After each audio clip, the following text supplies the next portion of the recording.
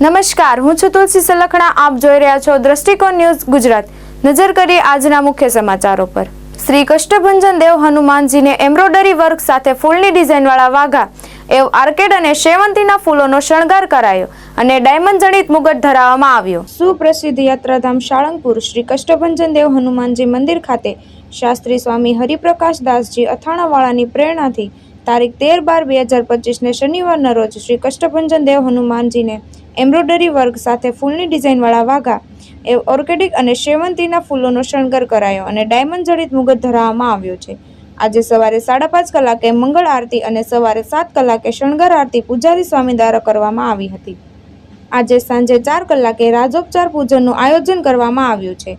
આજે અનેક હરિભક્તોએ દર્શન એવ પ્રસાદનો લાભ લઈ ધન્યતાનો અનુભવ કર્યો હતો. લાલજી મેર, દ્રષ્ટિકોણ ન્યૂઝ, બોટાદ.